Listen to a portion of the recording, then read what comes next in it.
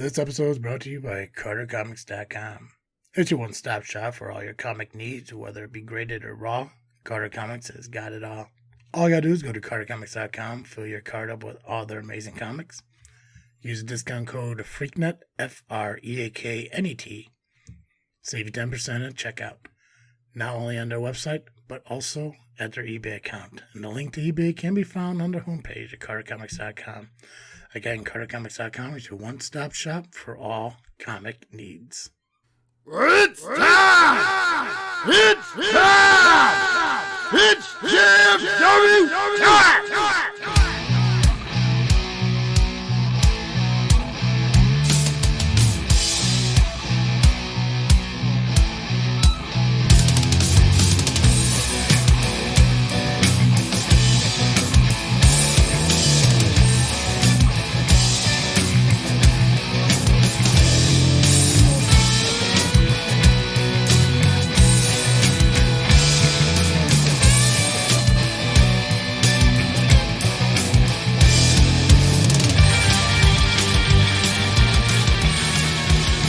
Alright guys, it's that time to get in the ring with the greatest faction podcast history. Just Freakin Wrestling, the JFW Podcast, hosted by Travis-T. I'm Dizzle J. Dizzle J is back. Mr. 33% has returned. And it's amazing because it's not only based on the fact that, you do 33% of the work, but you're only here like 33% of the month now, which is fantastic. Yeah. Really living up to that fucking name. It's great to be a CEO. Oh my god. We're gonna talk about AEW Dynasty. We're gonna talk a little bit about AEW. Well documented in any show that you listen to on JFW that we don't really watch a lot of AEW. I watch very little of it, and Dizzle J watches less than that. And it's not because, we don't like their pro wrestling. It's just, I just have a hard time really buying into what they have done, even though they have been around for 4 years now or whatever the hell it's been. Yeah, something like that. WCW 2 is what it turned into. Pretty much. I think I said that from the very beginning. Yeah. It's just 96, 97 WCW where it kicks off and it's great. And it's old WWE guys coming in to, they just stock the roster with WWE guys, but we don't got to relive that because they have done shitty things even now. And we talked a little bit about it earlier this week. I asked Nubby and Pacman a question about AEW, and I said I wanted to get your opinion on it. I want to start off by asking about the CM Punk footage that was released from the London show. And I want to get your thoughts. First off, did you watch the footage? Yes, I watched the footage. Of course I watched the footage. Did you watch the whole segment or just the footage that was released? I just watched the footage. I saw Shivani's reaction afterwards. The pure disappointment in his face. Yeah, the pure disappointment. I mean, I get it. Yeah. You want to make Punk look bad, but let's CM Punk. Right? Mm-hmm. He's a punk in his name. Yep. Looks like Jack Perry fucked around and found out. I can tell by the video that it's probably a security camera surveillance, so therefore they cannot have sound. I know that from my background. So is that the case? But is that the case? Even if it's overseas, because that was England, right? That was all about it. I'm not 100% sure. I know America. I know in Illinois for sure. If you do that, there has to be some kind of documentation, something like that. So it could be the same over there. Yeah. Well, so your opinion, did it help or hurt AEW? Oh, it hurt them. It made them look weak. Yeah. Made Jack Perry look weak. It made Tony Khan look weak. What was he afraid of for his life? You had Samoa Joe right there. Joe's obviously not gonna let Punk attack you. You're his cash cow. Yeah, it's one of those things that I still have yet to really figure out why they. I mean, their reasoning for doing it is to prove that, you know, Punk went on to the that MMA Hour interview and he discussed the situation, which is actually really cool because, you know, if the other WWE guy was still in charge, discussions of AEW would not happen. No, not at all. It seems ever since Triple H took over, he's like, you know, hey, fuck it, let it fly. Excuse me. You know, talk about whatever you want. You know, this is professional wrestling. You know, let's. I know there was I can't remember who the hell it was, but they did talk about how a lot of guys are starting to have more freedom in their characters and promos and stuff now. Right. So for them to go on interviews and, you know, for Cody Rhodes and CM Punk especially to be able to talk about AEW in their WWE interviews and shit like that, it's something that they should have been able to do a long fucking time ago. I can understand why the other guy wouldn't want to, because why promote one company? You know, why do any type of promotion for your competitor on our, you know, on our stuff? Obviously, MMA Hour is not a WWE thing; it's its own separate thing that, you know, they do. But at the same time, it's like you want to be able to have the big guys, Punk and Rhodes, and I guess Jade Cargill too. We could include her in it. I don't think Andrade has done any interviews, but to sit there and explain why they left one place to come either back to or to WWE. And I understand that, yeah, and I understand why the Bucks wanted to do it, because they wanted to be like, well, you know, if Punk's going to tell his side of the story, we should be able to tell our side. And what better way than telling it than just showing it? The problem is you couldn't hear what was said. So when people are going around, and I think I saw a couple comments on Facebook, you know, and some comment stream on some wrestling page. That's not ours. You should be on ours, not, you know, whatever. But they talk about like, oh, you'll see CM Punk's, you know, he's a coward. He attacked, you know, Perry when he was putting his hair up. It's like, yeah, but what did Perry say? Like, what was really said that made Punk want to shove the dude? You know, it's not like he grappled Perry instantly while he was putting his hair up. He shoved Perry, and then the altercation took place. It was an embarrassment to wrestling as a whole that they did that, but I get why they did it. I just don't think it came over like they thought. And this is all over what Perry wasn't using real glass on a spot, right? Punk didn't want Perry. Yeah, Punk didn't want Perry. Or Punk's told Perry there's no reason to use real glass, and Perry did anyways. And then he, I think this was on Rampage, I think it was, or some spot, and Perry looked at the camera and said, you know, real glass, cry me a river, or some shit like that. Which it's weird because, like I said, and that was part of it that Punk told in his interview, and it's like I said on Monday. The best part was, like, they did shot for shot what was happening in the security shot and the story he was telling in the interview, and everything lined up. The only thing that didn't was, I think he said that Perry like threw a punch and he defended himself. Well, I think the punch wasn't really thrown until after Punk shoved him. But again, I'm not sure what was said that made Punk shove Perry right off. Right. The idea that Khan was threatened with his life, and all Punk did was just lean over into the gorilla area and start yelling at him.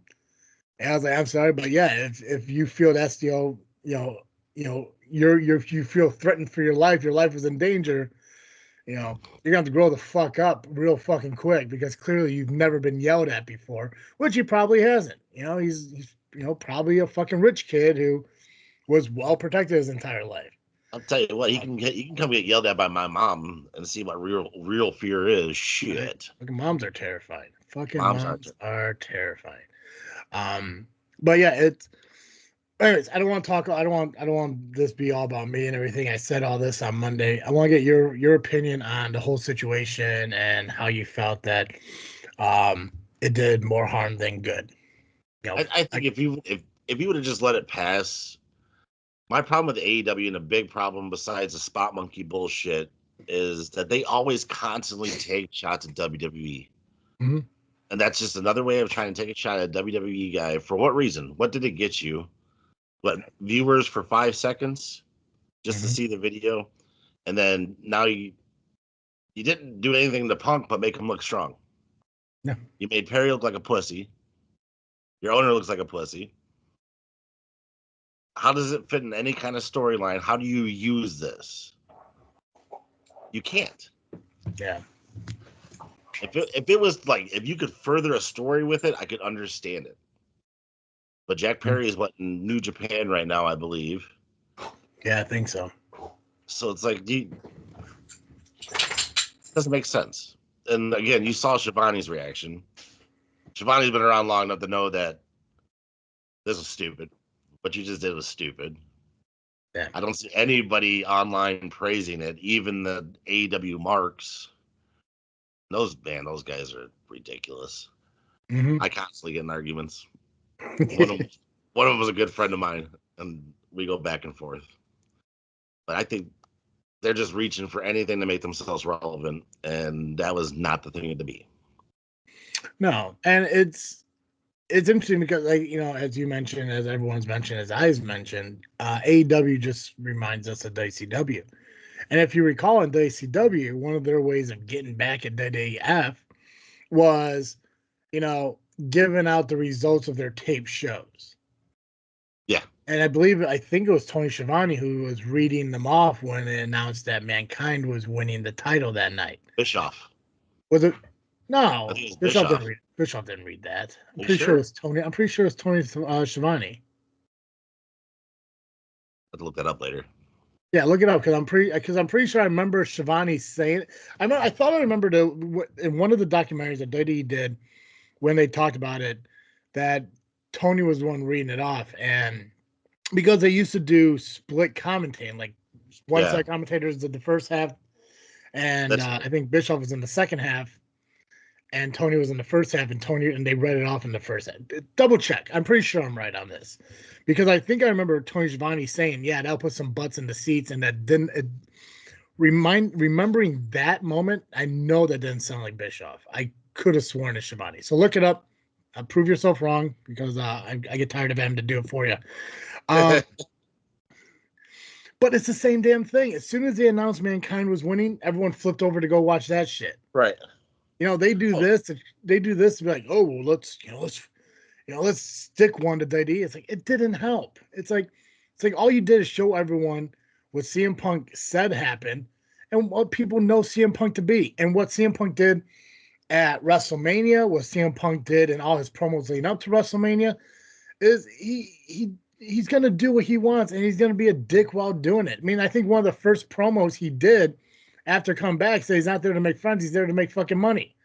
Right. Which is a dick thing to say, but it's an honest thing to say. So it's like, it's not like, you know, you had footage of John Cena slapping a fucking rookie in the face because he wasn't listening to his opinions and shit. You know, CM Punk's not that kind of baby face. You know, he's not even a fucking Cody Rhodes baby face.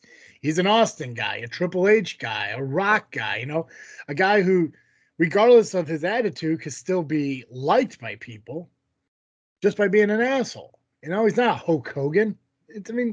So yeah, no, they 100% they fucked up on their end. I don't get it. I don't. And I argue with my other buddy all the time. I tell him that TNA puts out a better product. Mm-hmm. From what I've seen, they are the combination of WWE and AEW that I've been a TNA, like, not a one organization fan. You're back to it being TNA? I watch them all. But are you glad it's no longer just Impact? It's now TNA again. I love that it's TNA again. I hated the Impact. Just sounds stupid, and everybody called it TNA anyway. Yeah, but you know, it's hurting right now. I think they missed Scott D'Amore, but all in all, it's an all around good product. Yeah, and it was Eric Bischoff. I got yeah. the video. What? It was Eric Bischoff who read it. No, it's not. Yes, it is. No, it's not. Eric Bischoff giving away results. Yeah, it wasn't Bischoff. It wasn't. If I knew you could keep talking long enough for me to look it up myself, I would, but I don't need the dead air happening. So I'm aware. Yeah. So fuck it, I'm gonna look it up. You keep talking. We need a Jamie on our show like Rogan does. Who gave away a Mankind finish? So the nice thing also is nowadays that you see, I don't know if you've ever listened to Busted Open. WCW commentator Tony Schiavone gave away the ending of Raw on January 4th, 1999 at the instruction of Eric Bischoff. This backfired, and Mick Foley reminds Bischoff about it every time they see each other. The video here says Bischoff. No, I'll tell you, man. Oh, well. I'm not too good at I'm wrong. I would be either if I was you. It happens so fucking often. It makes for good TV. To give you 33% of the credit, it was Bischoff's idea. Get out of here. Oh, I'm so sick of you. This is why the door's shut. Because I don't need a dog in here fucking rattling his shit. Come here. Just misses me. Heard my voice. He can't hear you. There. All right. I'll fucking do what you want. All right. That's right. Doing it live, pal. All right. Will Ospreay. Talk to me about your opinions of his interview with Renee about, the funny poked at Triple H. Did you hear about that? Did you see that? Yeah, I saw that part of the interview. You're saying stuff that has been said since the Attitude Era. Yeah, we're going on about 25 years that this has been mentioned at some point by somebody. Yeah, I mean, and then you're not even very. I don't even know if you can be original about it anymore because of all the stuff that's been said. Punk. I think Punk was one of the first guys to fucking constantly bring that up. I think Triple H even poked fun at himself throughout the years, if I'm not correct. So it's like, You didn't like that he said you didn't want to grind. Well, you didn't. Yeah. I don't think he put down his wrestling ability. It's very similar to I can't even make the reference right now because I can't remember the guy's name. But if you're a baseball fan, you know the issues that are going on with the Angels right now on their third baseman. No, that's Ohtani with the Dodgers and shit. They cleared him of that. But on the Angels, they signed a third baseman. I can't remember his name off the top of my head right now. But dude's making like $30-something million a fucking year right now. And he doesn't believe that he should have to play, or any ball player should have to play 162 games in a year. I'm sorry, you're making like $1.8 million a fucking game.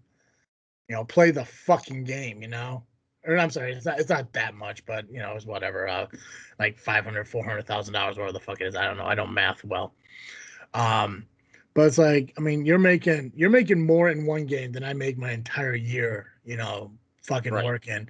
And the idea that you think you can't go out there and play an hour and a half or an hour and 45 minutes out of a 3 or 4 hour game, 162 times out of 365 fucking years, because you're making $64 million. Like, what the fuck is wrong with you?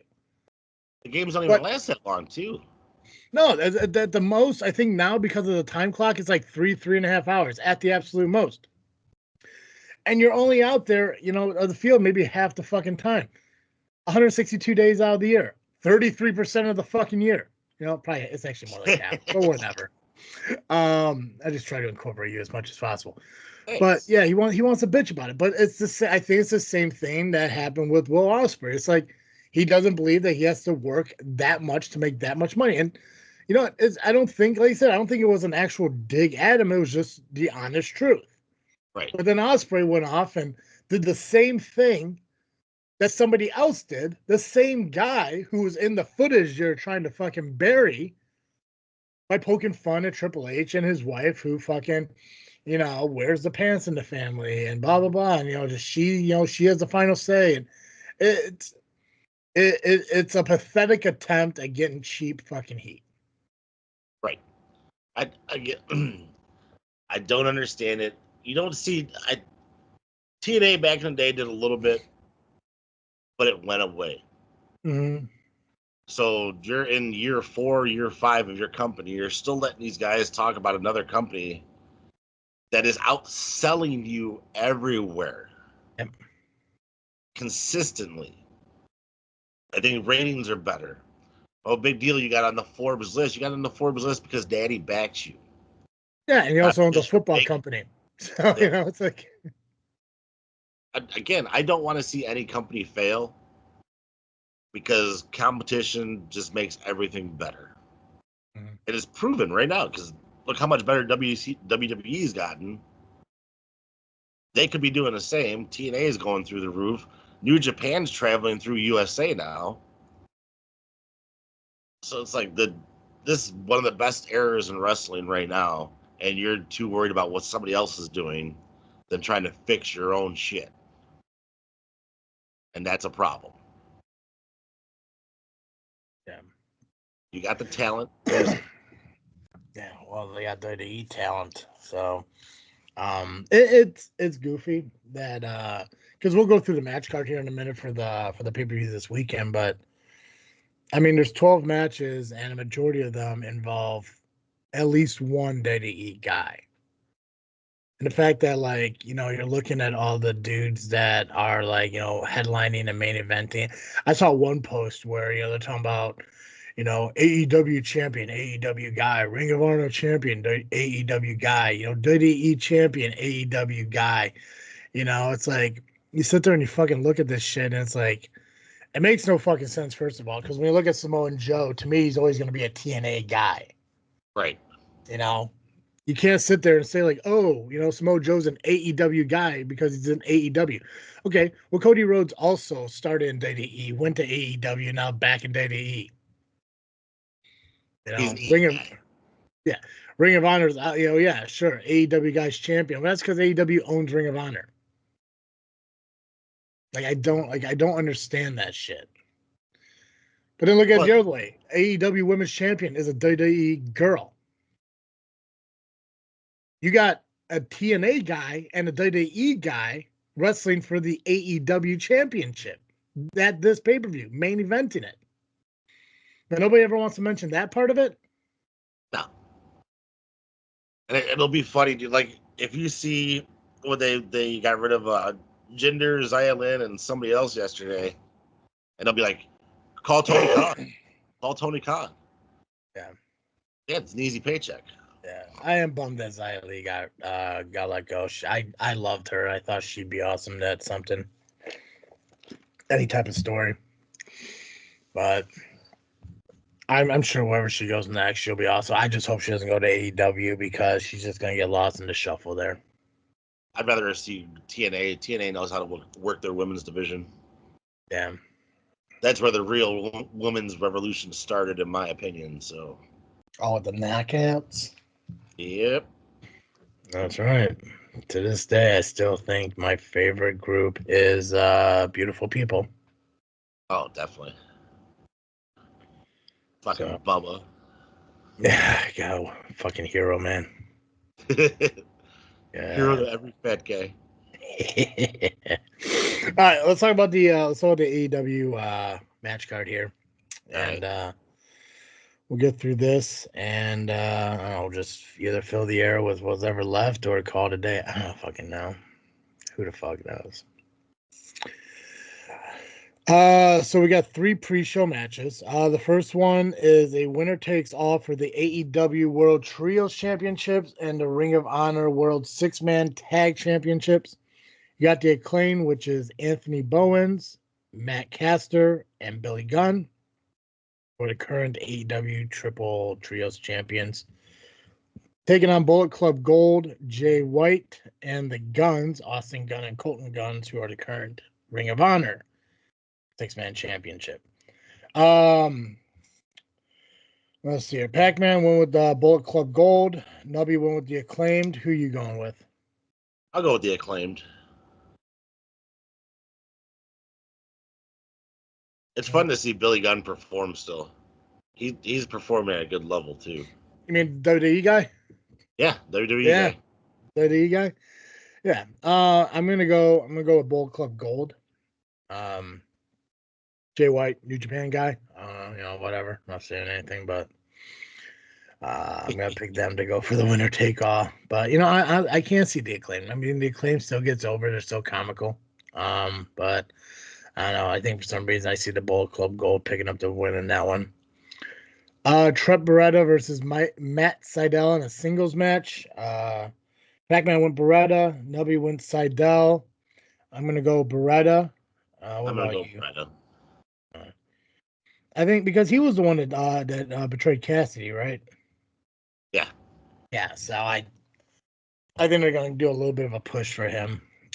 I didn't realize Sydal was still there. You know what? He's on the pre-show. So also WWE guy. So I mean, how Evan Bourne. So is Beretta. Tag team matchup got Orange Cassidy and Katsuyori Shibata. Shibata? I don't fucking know. Shibata bread, whatever. Versus Shane Taylor Promotions with Shane Taylor and Lee Moriarty with Anthony Ogogo. I don't fucking know. He's with somebody. Anthony. I do my best to read fucking names, and I'm not gonna fucking kill myself over trying to figure it out. Let's see here. Pacman went with Taylor Promotions. Nubby went with Orange Cassidy and Katsuyori. I'm gonna go with Orange. What about you? Yeah, I'll go Cassidy. Yep. Okay, so on the main card, we got a trios match with Adam Copeland, Eddie Kingston, and Mark Briscoe taking on the House of Black with Malachi Black, Brody King, and Buddy Matthews. Pacman went with Copeland, Kingston, and Briscoe. Nubby went House of Black. Who you got? House of Black. Okay, I'm gonna go Copeland, Kingston, and Briscoe.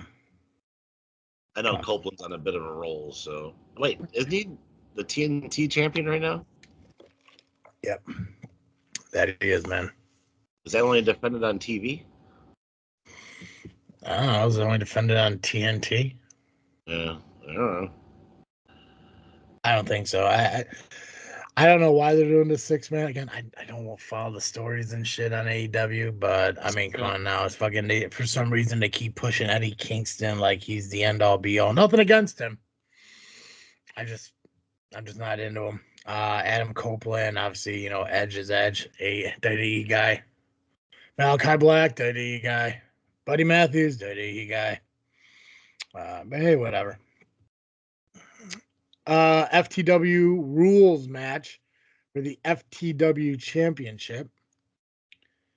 I guess FTW is no disqualification. FTW rules or whatever. I'm assuming.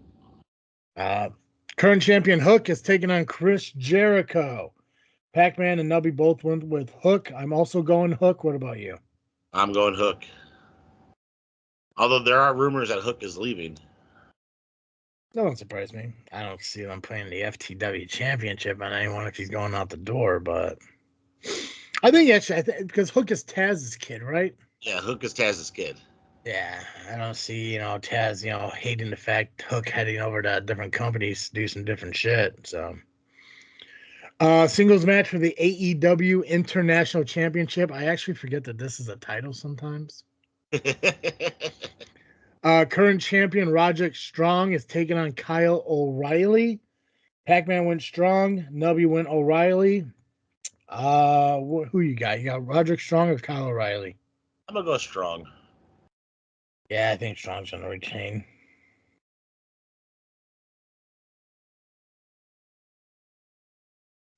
Well, here you go. This can maybe answer your TNT question, but house rules match, which I'm not quite sure what that is. As part of the House of Black gimmicks, select matches involving a stable, such as title matches, are considered under house rules in May 2023.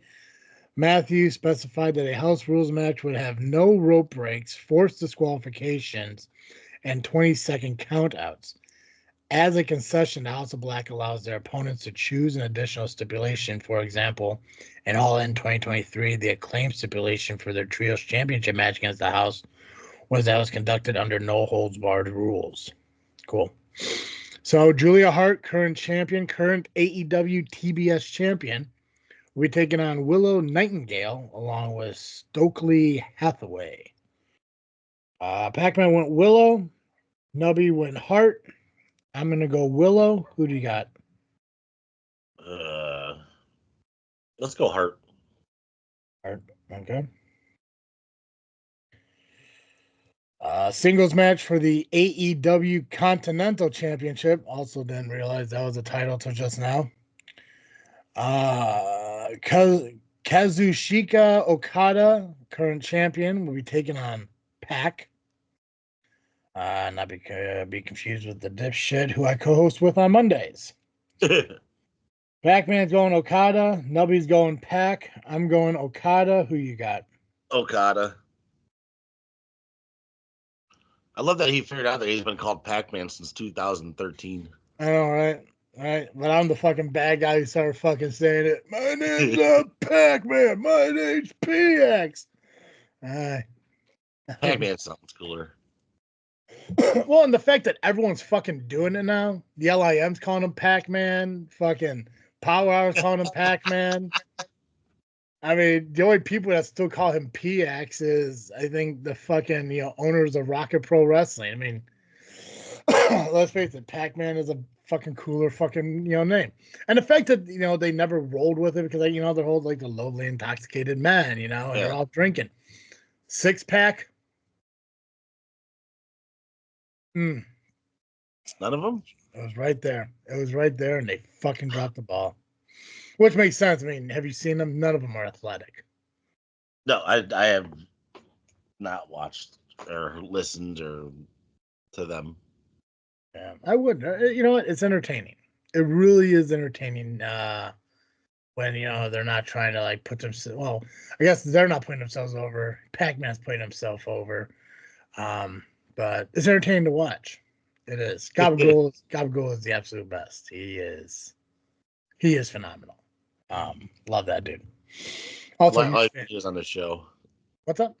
When he was on was JFW, he's like, I gotta go. Then like 15 minutes later, yeah, he hasn't shut up yet, but he doesn't talk like an idiot. No, he is definitely even when JFW and LIM had their issues and shit, he was still a huge fan of Travis-T, which you can't fucking blame the dude. I'm awesome. Yeah. Tournament final ladder match for the vacant AEW World Tag Team Championship. You got the Young Bucks, Nicholas Jackson and Matthew Jackson going up against FTR, Dax Harwood and Cash Wheeler. Pacman and Nubby are both going FTR. Who you going with, man? I'm gonna go Bucks. I was thinking Bucks too. I feel like they're putting themselves over. Yeah, I'm gonna have to go Bucks. I just think it's because they're more. I don't know. I think that the Bucks FTR thing is gonna go on longer, and I think if the heels pick it up, then it's the babyfaces chasing it. So I guess from a Booker's perspective, it makes more sense if you want to move it along. So I'll go Bucks. Singles match for the AEW World. Oh, by the way, FTR. Did you guys? Singles match for the AEW Women's World Championship.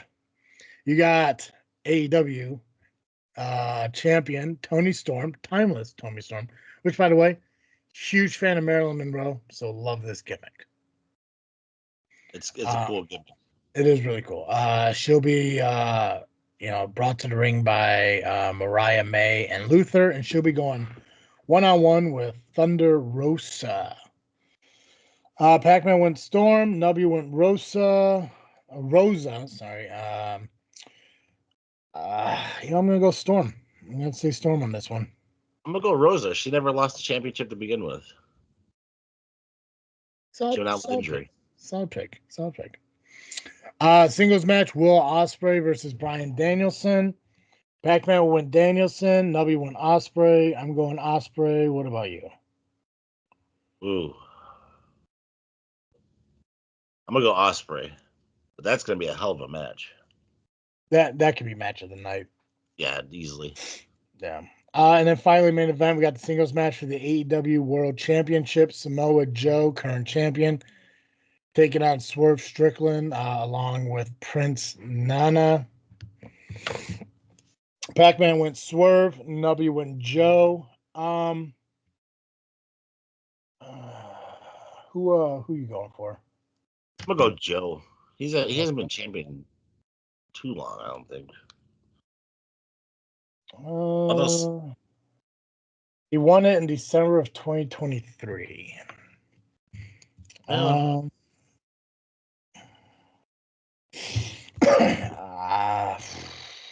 gonna go Swerve. They've had they've had a feud that's been going on pretty long, and I know Hangman and Adam Page was part of it but this might be his time. So cool. You All right, we got it. Light. What? Stone Cold Light. Yeah. What?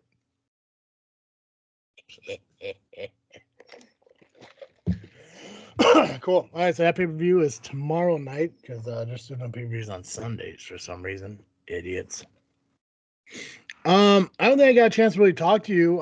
So we got a little bit of time left here. We don't gotta fucking rush off. How'd you feel about WrestleMania? Oh, I loved it. Absolutely loved it. The only match I didn't get to see was AJ and LA Knight because I had to leave one place to come to another. Well, but I didn't back. Yeah, go back. I could. Yeah. So you can't sit and say like, "Oh man, I missed it." No, it's still fucking there. That's like saying like, "Man, I didn't get to try that fucking pie," and there's like half of it still in the fridge. It's like, well, go eat the fucking pie. It's like, I don't think there was a bad match on the card. Jimmy and Jay wasn't that good. It could have been better, but it wasn't bad. Yeah, I don't remember the Matt and Jeff match. I wasn't watching wrestling with the Owen Brett match, but it didn't seem like the emotion between Jimmy and Jay were really there. And I think that's what you really need in order to have a brother versus brother matchup happen. It wasn't bad, but it's just like it just wasn't. It didn't draw my attention. And like if I had to rank them from best to worst, it's definitely at the bottom of the card. Top of it is obviously the Cody Roman match, the main event. Oh yeah, that blew the place off. I mean, and I was expecting Stone Cold. I'm sorry, blew the place off. Yeah, I bad choice of words. I mean, I assume you're. It blew the place up. I'm assuming. Well, I wouldn't say that either. He could have blew the roof off the place. I assume that's what maybe you're going for. There's no roof. But I mean, hey man, I've seen the women you dated, so blowing the house makes sense. I get it. Not judging you for it. Hey, I get where your mind goes from time to time, so that's fine. That's totally okay. Did you see that they're thinking about moving WrestleMania to May next year? Makes sense. Yeah, it's weather, pretty much weather related. That's what I was thinking. Yeah, which I think is fantastic. Like, why the fuck not? Soldier Field. Yeah. It wouldn't be bad. It's weird because a lot of people talk about how like Soldier Field isn't big enough for WrestleMania, and I fucking disagree. Oh, no, it's totally big enough. Yeah, I know maybe it's not big enough for like a Super Bowl, but yeah, you put the seating on the field and stuff. Yeah, you could do WrestleMania Soldier Field. Oh yeah. And I thought for a half a second they actually had Ambrose. Yeah. I was like, no. I was expecting Dean Ambrose. I was expecting Goldust. I was expecting MJF. Everyone I think was expecting Austin. Yeah. They got the Undertaker instead, which it's not a bad constellation prize if you look at it. Chokeslam wasn't the greatest. I think The Rock could have jumped a little bit harder, but who knows? Maybe that high collar bullshit Ellen DeGeneres fucking shirt he was wearing. But whatever. There were there were surprises I was hoping to see that just didn't fucking happen. And it didn't ruin the night in any way. It was just kind of like, man, that's kind of a bummer. And I know like there's a lot of reports out there saying like, Austin wasn't, they couldn't come to a financial agreement on price. And, if that's the case and it sucks, I would assume that, for a moment like this with the people he, you know, like went through the business with Triple H and The Rock and John Cena, even not so much John Cena, but the other guys. I think you'd want to be part of a moment like that. I don't see what the money factor could have been because I think he was actually in Philadelphia at the time of WrestleMania. He was already there. So who knows what the real reason is, and if that's the real reason, it does suck. But I think the surprises that they got, obviously with John Cena coming out, Jimmy and Jace, going off at the entrance, The Rock, rock bombing, John Cena, paying tribute to their two matches that they had at, back-to-back WrestleManias a few years back. And I think it was really cool. The aftermath following, obviously Solo now kind of taking up the reins of the bloodline. Tonga, making his debut. I think Jacob Fatu is shortly behind him, and I'm sure I have no doubt he will end up in the bloodline. I don't know if Jimmy was beaten down and kicked out of the bloodline or if he was just disciplined. Who knows? I think he was kicked out. You think so? Yeah, I think that's what's going to come down to. And Solo, I wish his win-loss record wasn't so one-sided for the past year, or else this would have been making him look way more powerful. When you talk about his win-loss record, are you including house shows and shit? Yeah, that's what they include on the record. Yeah, don't do that. Don't do that. That don't mean shit to me. I don't care about house shows. And to be honest with you, all the losses that he has on TV and on, shit like that, it's not like he's getting, pinned cleanly, quickly. There's fucking battles that happen and shit. And he's in main event fucking moments, like, you still gotta give the guy fucking credit. He's still a kid, man. I think he's still in his 20s, isn't he? I think so. Yeah, so I mean, come on now. Come on now. Give him some credit. Credit. Yeah, come on now. Yeah, he'll be fine. Yeah, I think he'll do good. Yeah. Like I say, he still has plenty of time and shit, and now they're fucking creating this whole Bloodline 2.0 thing, and I saw posts on social media that I guess people are somehow, and I don't think that these are true wrestling fans. I think they're fucking trolls and shit, but people are already tired of Cody Rhodes as champion. You see that shit? Oh yeah, I've seen it. It's like he's given the same promo for this past 3 weeks. Yeah. Roman gave the same promo for the last 300,000 days. Yeah. Well, I think the only difference is like Roman gave the same promo, every time he went out there, every 3 months, to where maybe Cody's going on doing the same promo, 3 times a week because he's fucking there. And nothing against Roman. I get it. He didn't have to fucking. It's like Brock Lesnar, and then people that still don't understand. It's like he didn't have to be there all the fucking time. And it was a good point for like babyface to say is like he's not a workhorse. He's not, he's not a true champion because he's only defending it 4 times a year or whatever the fuck it is. Like that's what made it better. It's like that's what made him more of a heel. It's like he'll come when he, when it's important to be there. It's. I'll choose what I do. Yeah, so it's fans that sit there and say it's like, oh god, Cody needs to stop, blah blah. It's like fuck you people. It's like it was a great fucking build up. I'm still pissed. Fuck you, WWE. I'm still waiting for the backstage documentary that's supposed to come out about WrestleMania 40. That was supposed to come out, I think, last Wednesday.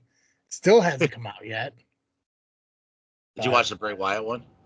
Oh, I did. Yeah, I watched it the day after it came out. Loved it.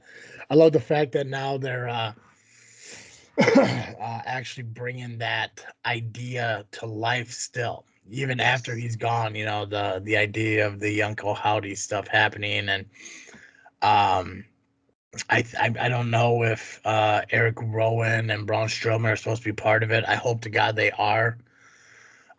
It's just so unfortunate that, you know, that they planned out this whole big fucking story and Bray just couldn't be around to see it. But yeah, that documentary, it's honestly like there's a good chance I'm gonna watch it again fairly soon here, probably tomorrow. I got a very busy weekend. I got SCW tonight, and I got some family parties tomorrow, but I'll probably watch it maybe tomorrow evening again just because it was really fucking good. And I know, at least for me, I was always curious on like what happened. Like, you know, why did he end up passing away and everything? And then you find out, I don't, you know, not to put your business out there, but I know heart conditions really impact you in a way, you know, in your life. So I'm sure it wasn't easy to listen to, but actually, Jerome watched it with me, which is weird because Jerome doesn't usually watch documentaries with me, but he's a big Bray Wyatt guy, big Undertaker guy. He likes the dark, so he watched it with me, and he's like, "Oh," it made him feel like he was not the only one, so that helps. Yeah, I don't know what the difference is between, because I mean you know my collection of DVDs, all those documentaries and stuff. They're still boxed up in the next room and shit. But somehow the documentaries that are coming out now are just different. Like, I don't know what it is, but they're just like the Cody Rhodes one that came out, the Bray Wyatt one that came out, the WWE Legends are on A&E right now. There's just a different fucking feel to them, and they're incredible to fucking watch. God, there's like fucking 4 Ric Flair ones out there for some fucking reason, but the one that's on Peacock is the best. You know, it's and I don't think it's just a production and quality thing. I think it's just the way everything pans out and how they're talking about it, and I think they're more real about the shit now. I think it's less of a promotional. Yeah, I think it's yeah. I think it's more about telling the story than it is about making money off of it. Right. But yeah, it's so fucking cool. I'm a huge fan of documentaries. Not even just wrestling, just overall. I love fucking docuseries and documentaries and learning about shit that you hear about but you don't really know about until you actually like learn about it. And right. I think it's the same thing, you know. And like, you know, you could hear about Cody Rhodes' story, you know, pun intended, but the journey from, you know, WWE to AEW back to WWE and the indies in between and shit. But until you watch the timeline unfold, that you really don't fucking know what happened. Yeah. And that's the same thing with Bray Wyatt. You know, like, as far as we know, he was here 1 minute and then he was gone. You know, you didn't know about or hear about the struggles from what went on, you know, from him departing WWE and what he did on his time off and then came back. And, you know, you don't hear about that shit. You just hear that he's fucking gone and now he's back. And it's rough because, you know, you sit here and you look at his final days in WWE, you know, where he put out a few of these promos that were near and dear to him that came from Rotunda, not Bray Wyatt, talking about the fans and all this shit. And it reminds you so much, well, at least me, of Warriors last night in Raw. That final promo he did before he passed away that fucking night. It's crazy because like I sit here and I always explain wrestling to people. I was like, oh, it's a soap opera with body slams. It's storytelling with, you know, physical contact and shit. And then there are moments that happen that really bring that concept true to life. Right. It's like, I mean, like the idea that, you know, the Warrior went out there and the last thing he said to a crowd of people is that the Ultimate Warrior will live forever, just to unfortunately pass away. It's a poetic moment that it's heartbreaking, but at the same time, you know, it's true. And the Warrior's never been like a fan favorite over the years. You know, like there were people who loved them, children who loved them because of the colors and the energy and the excitement. And then you get guys who are like, yeah, okay, it's overplayed, it's cartoony, his promos aren't that great, but he still made an impact in this fucking business. And Right. people who just get into wrestling, children, kids, you know, kids your kid age, you know, between 8 and 14 years old, who know dick about the fucking 90s or even the 80s, but they want to learn about it. They're gonna learn about Macho Man Randy Savage, Jake the Snake Roberts, Ultimate Warrior, Hulk Hogan, Andre the Giant, the Million Dollar Man, Ted DiBiase, Shawn Michaels. They're gonna learn about these fucking guys who created what WWE ended up being in the 90s. In the 80s, it wasn't really much. Obviously you had WrestleMania, but you didn't have Raw. You didn't have the weekly episodes and the weekly shows. You had the house shows with the pay-per-views from time to time, and all of a sudden the character development and everything, and the evolution of Hulk Hogan from the red and yellow in WWF to the black and white in WCW, and how those characters are formed and changed. And it's such an incredible moment, and it's people like that like again, the Warrior, the character makes an impact on people, and if you're a true wrestling fan, you can appreciate that. Right. Man, people think I banter too much. Fuck you. What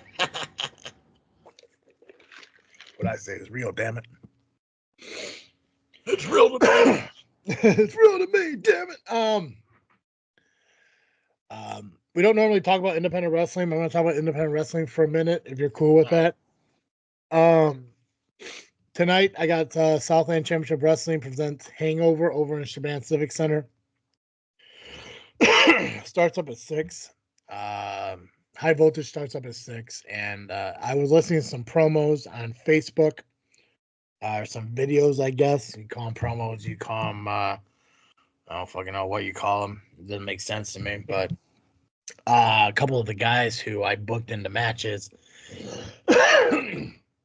pity partying about their fucking matches, and I get it. Like, Travis, he's put me in a second match of the night.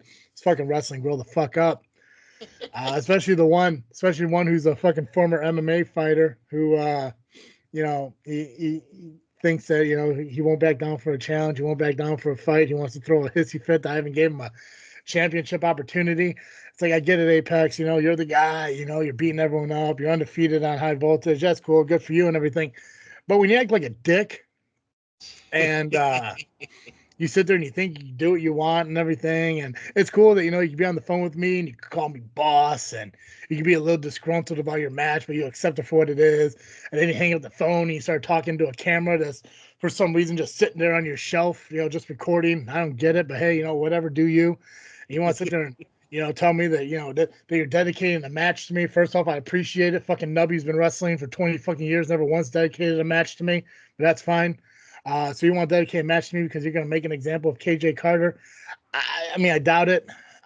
Dude's a little quick. I don't know if you'll be able to catch him, but that's fine. But a couple months ago, you went out of your way to lose on High Voltage. I don't care what you think. I care about what the books say, and the book says that your victory got reversed, and you did lose because you wanted to be petty and shitty and not break a submission. You want to sit there and blame the referee because the referee doesn't know how to break a submission. You should know how to break a fucking submission. If you put somebody into a crossface and you don't remember how to fucking unlock your fingers, that's on you. That's your problem. Yeah, when the bell fucking rings, your match is fucking over, buddy. But no, you just wanted to keep going. You wanted to blame it on the cries and pleas from the fucking family that you couldn't hear the referee that's right next to your face. Hey, I get it. Your ears are probably all fucking smashed up from being pounded in the fucking head your whole fucking life. I get it. A little fucking goofy. I don't understand because they're huge as fuck, almost antenna-like, I get it. Maybe your fucking father was Dumbo. I don't fucking know, but I could tell by the size of the fucking ears, it's probably right. But you can't blame me for being a loser. That's not on me, buddy. That's on you. You lost because you chose to, do what you want to do. Go into business for yourself, as I believe people say.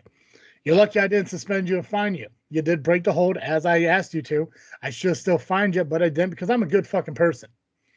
So don't blame me because you don't have a title match. Yes, I could be the one to give it to you, but earn it. Just earn it. You know, you're doing so well as being a good fucking person. And then you became an asshole. That's not on me. You know, you side yourself with and everything. Me and Dizzle J had a long history with fucking Keith. Me and Dizzle J had a long history with a lot of fucking presidents of fucking SCW. Keith being No one shit. of them. Keith was a good fucking dude. And then he became an asshole. Joined up with Bulletproof LLC and, you know, became a dick. And then, you know, became a good guy, teaming with Titans of Destruction. And then betrayed Titans of Destruction, became a dick again. Now he's siding with you, teaching you all the wrong fucking things. Be better, buddy. Don't be a dick. That's all I'm saying. He's got that big show thing going, huh? Is that what? You got that big show thing going? I don't know what the hell's the big show thing. Heel face. No, he doesn't have that. He wasn't. Oh wait, you're talking about Keist. Yeah. Yeah, okay. I thought you were talking about Apex. No, Apex is just an idiot. Yeah, no, Keith, yeah, I'm saying it's like, you know, who do I want to be right now? It's like, okay, well, it's whoever he can fucking, you know, hitch his fucking wagon to and keep him relevant in SCW, which I get it. I mean, fucking Sentinel's been gone, thank fucking God. Terry's still there. I don't know why presidents keep showing up. I'm sorry, but if you don't have a job anymore, fucking move on. But whatever. Freiberg is another one who's throwing a fit because he's in 2 different tag matches in the night. It's like, hey man, whatever flat top books you on the main card has nothing to do with me. If you're my champion, that means I get to book you on my show. And yeah, you know, you're not getting a title. You're not having to defend the title tonight, you know, so you're welcome on that aspect. But yeah, your story with Omar and Turtle, it's not fucking over because I booked a match. I'm the author of the fucking story, believe it or not. It's weird to think, but it's true. I'm writing the next chapter. And next chapter is Omar and Turtle versus Punitive Damages. Hopefully, together, they can get a little bit of retribution for the shitty things that Freiberg has done, which, yes, maybe as, you know, high voltage general manager, I could, you know, strip him of the title because he's not doing it right. But then what kind of fucking manager am I be micromanaging the fucking people? You know? Right. I'm not a big fan of shady fucking shit. But at the same time, you know, like you just have to allow cards to fall where they are and hope for the fucking best. And you know, it happened to Turtle. Turtle overcame it, became champion. Unfortunately, you know, he lost the title because of shady shit. And he wanted to blame me for months about it. But we got over it. We're good now. I think him being general manager of Rocket Pro Wrestling, I think he's starting to have a little bit of more of understanding where I'm coming from because shady shit happens over there and he just lets it go because he's too busy being locked into offices and whatever. And, you know, it's just, and this isn't a dig on Turtle. I'm not opening up fucking wounds to start everything over again. I'm just saying I think he kind of understands where I'm coming from. And sometimes shit just happens and you have to accept it for what it is. Yes, exactly. We're general managers of our shows, but we don't own the fucking company, you know? So we kind of, we are shackled in certain things and we have to just allow things to be what they are. Luckily, Turtle does have more pull on his company than I have on mine. So he's able to do a little bit more on his, which I can respect it. And I think it's awesome. He's earned that. But I think he understands a little bit more. Johnny Chaos isn't complaining about his 2 matches. He's ready to go. He's ready to fight. Good for fucking him. KJ Carter's returning to High Voltage. Buck, he's debuting here on High Voltage. I think he was at the Mr. Bo Classic. I can't remember. I was really heavily medicated that night, so I'm not quite sure. But yeah, you know, it's Freiberg, fucking Apex. They want to complain and whine that they're getting more opportunities to be in front of the fans. Well, that's on them. Grow the fuck up, people. This ain't anything new or different. You know, the old Apex, babyface Apex, he was all on board to have 2 matches. Now this shitty ass bag fucking Apex wants to be like, no, I gotta have 2 matches. Well, I'm gonna make an example of Carter. Like, okay, cool. Yeah, put on a good match for me, please. Right. He told me I need to be paying attention. I got news for you, buddy. I'm commentating the match. Of course I'm paying attention. Stupid. And I can say this because first off, I'm on a microphone. What's he gonna do? And secondly, I'm a fucking general manager. He's not gonna put his fucking hands on me. No. So, no, I'm fine. Yeah. I mean, there's no security to stop them, but it's whatever. But I'm excited. I'm excited for tonight. I'm excited for SCW Hangover. I'm excited for you to come to an SCW show again somewhere down the line. Creed's facing Mulligan for the championship. Angel's facing Erica for the championship. Dysfunction's putting their titles on the line. It's going to be a good show. It really is, and I'm really excited for it. But I wanted to kind of express my feelings about what Apex and Freiberg have been saying. Because, well, first off, I can, well, this whole show. Yeah, well, it's my show. But yeah, I mean, let's be honest. Like, I mean, the whole reason this fucking exists is for me to say whatever I want to say from time to time. It's cool. Regardless of what people say, if I want to talk about Angel more times than I should, that's on me. Leave me alone. Fuckers. God, jagoffs. That's why I get told you talk about Angel way too much. Who gives a fuck? I talk about the entertainment I enjoy. I love women's wrestling. I want more of it. I need more independent wrestling women's fucking matches and shit. Fucking last night, Dreamwave put on an all-women's show, and I think that's fantastic. CSW. Awesome. CSW has women on their show all the time. SCW has women matches pretty much every single month. None of these other companies are putting on women's matches, and I think that sucks and that's dog shit. IPW will time to time have Raven people, and I can't remember the other girl's name off the top of my head, and I feel bad for that. But they book women. It's like I need more women's wrestling and independent wrestling because they're out there and they put on amazing fucking matches. So, you want me to talk about other people? Give me something else to fucking talk about. The fact that fucking when you look at the longevity of people and you look at the veterans in this business and everything, I've talked about Mulligan to fucking death. I talked about Creed to fucking death. This new generation of sabotage happening and everything. Yeah, I'm going to talk about Angel. I'm going to talk about Aaron. I'm going to talk about Dysfunction. I talk about Freiberg a lot. People don't think I'm fucking talking about him way too much. I talk about him every time I talk about SCW. But why? Because Angel's a woman. They feel that I talk about her way too fucking much because I got a crush on her or some shit. Big fucking deal. Get off my ass. Okay? Damn. Has Angel said anything? No, she appreciates that. I'm giving her the fucking exposure that she deserves, right? I talk about Aaron Xavier. No one complains about that. But, I'm giving people the exposure that they deserve because people want to overlook them because they're the fucking bad guy. See, I don't know what to tell you. You want me to talk about Hunter Payne? How about Hunter Payne have a fucking match? I don't know what to tell you. I mean, Jesus Christ. You want me to talk about James Creed? Why? Because I talked about him so much. Nothing against him. Awesome fucking dude. Rising fucking star in this business. Fucking love James Creed. Yeah. Love his matches. Loves what he does in this fucking business.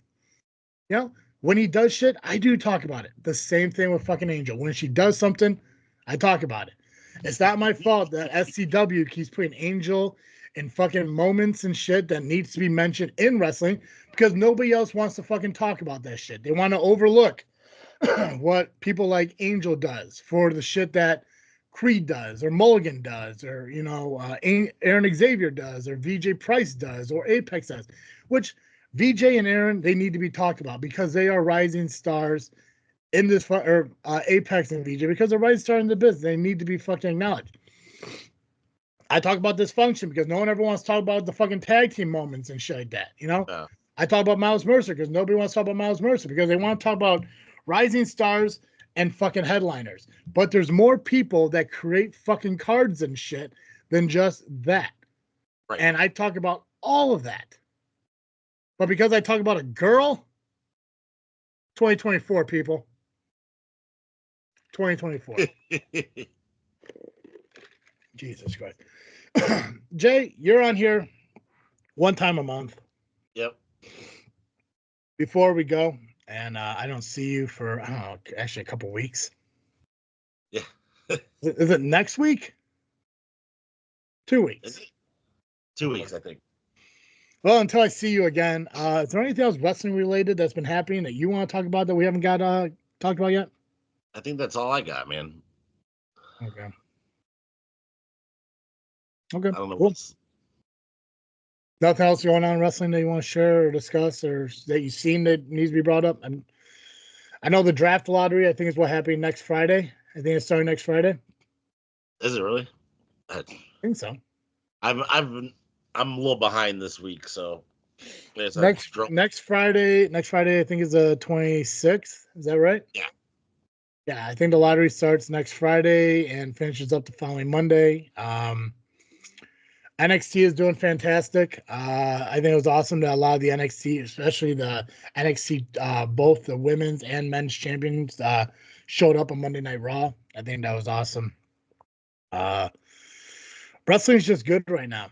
It really is. I need to find a way to watch TNA.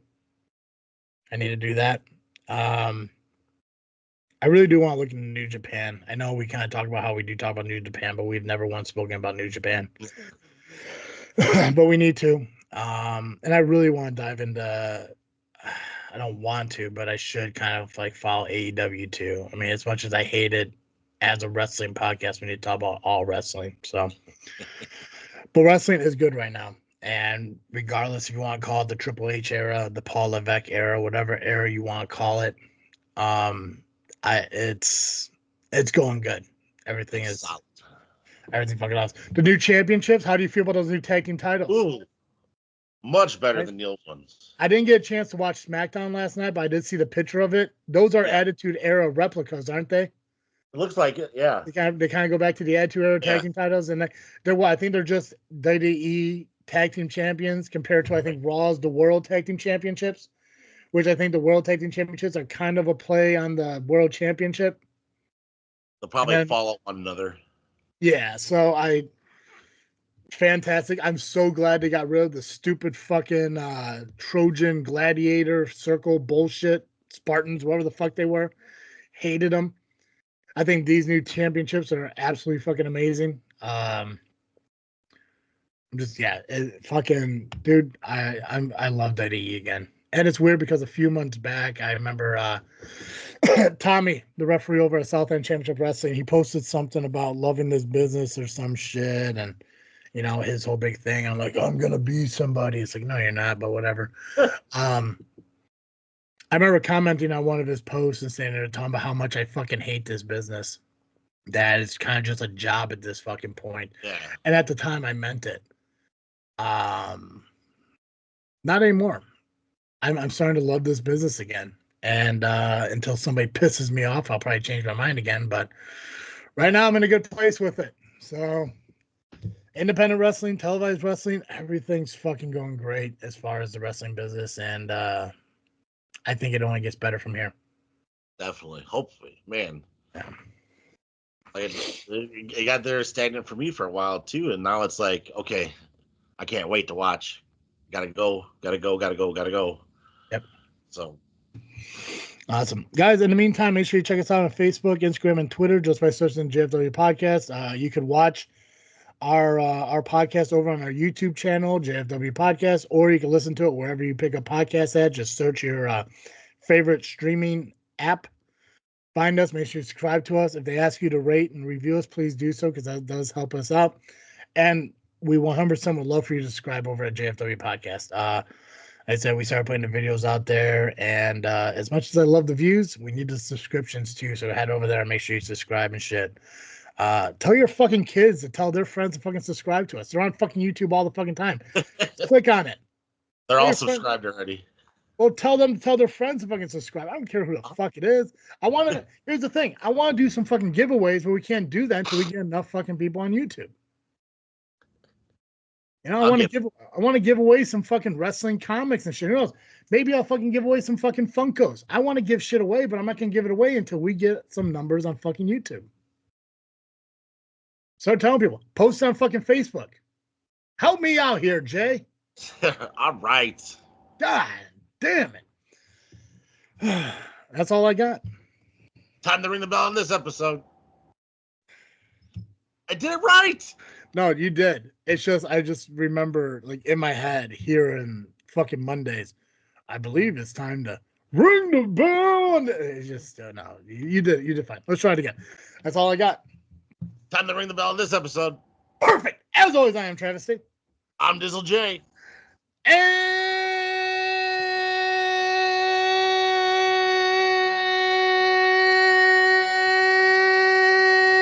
thank you for listening to another episode of Just Freakin' Wrestling, the JFW Podcast. Peace.